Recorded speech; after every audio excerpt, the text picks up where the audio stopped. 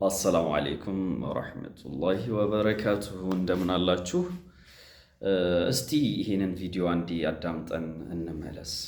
ተስባለና መጀመሪያም ቻልነናል ታሶሙኮ አታትማሉናሙኮ ያሰብነ ጊዜ የተካጀ ጎምቡኮ ላይ እየባሰብነይ አቱምነ ቤንዜና አጅም ጊዜ ለጦኝና ሲልከ ያሰበይ ጊዜ ሬረከሪ ኢለቀር አደም ራም ሬራል ቀራን ሁሉም ግን ጎተሸሙናም ጉርደት ተዮን ባደም አቀናን በሁሉም የታሻን በሁሉም የትያሻን ባቱም ለተለቅነኤት የሮሬ ከተስባለና አንተ ሰበለሙ እጅጉኑ ኮርቼባችኋለሁ።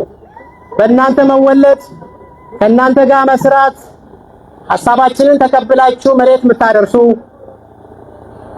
ያሰብነው ብቻ ሳይሆን ካሰብነው በላይ የምትንቀሳቀሱ ሁሌም የምትሰጥ እጅ ከላይ ናት በሚል የምትሰጡ ሁሌም ከፍ የምታደርጉን አላህ ከፍ አድርጋችሁ በጣም ተደስቻለሁ።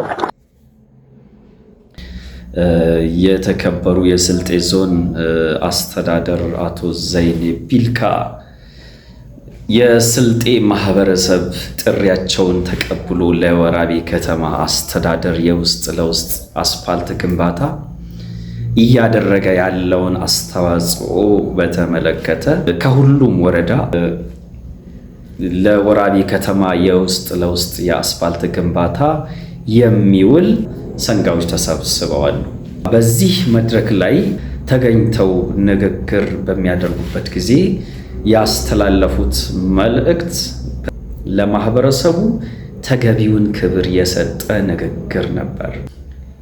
ለልማት ጥሪ ባደረግንላችሁ ጊዜ ከጠየቅናችሁ በላይ የምትሰጡ የሆናችሁ ማህበረሰቦች ከናንተ መወለድ ምንኛ ያስደስታል በሚል ነበር ሲገልጹ የነበረውና ለማህበረሰቡ ያላቸውን አክብሮት የገለጹበት ንግግር ነበር። ብዙዎቹ የተደሰቱበት ያከበሯቸው። መሪ ማለት እንደዚህ ነው። መሪ ማለት ለማህበረሰቡ ያለውን ክብር ሪስፔክት በተገቢው መግለጽ መቻል ቀላል ነገር አይደለም። እንግዲህ የእሳቸውን ጥሪ ተከትሎ በአጭር ጊዜ ውስጥ ነው ጥሪ ባደረጉ በአጭር ጊዜ ውስጥ ከአንድ ሺህ ምናምን የሆኑ ሰንጋዎች ናቸው የተሰበሰቡት። ይሄ እውነትም በጣም የሚያስደንቅ ነው። አንደኛ ከማህበረሰቡ ያላቸውን ቅርብ ትስስር የሚያሳይ ነው። ምን ያህል በማህበረሰቡ ውስጥ የገቡ መሆናቸውን። ሌላው ደግሞ ማህበረሰቡ በአጭር ጊዜ ውስጥ የእሳቸውን ጥሪ ተቀብሎ ፈጣን ምላሽ የሰጠበት መንገድ ለማህበረሰብ ተገቢውን እውቅና መስጠት ይሄ እንደ ቀላል የሚወሰድ አይደለም እና ከእሳቸው የሚጠበቀውን ነገር ነው ያደረጉት። ንግግራቸው ደግሞ ምንኛ ማህበረሰቡን ያከበረና በትክክል የገለጸ የሆነ ንግግር ነው።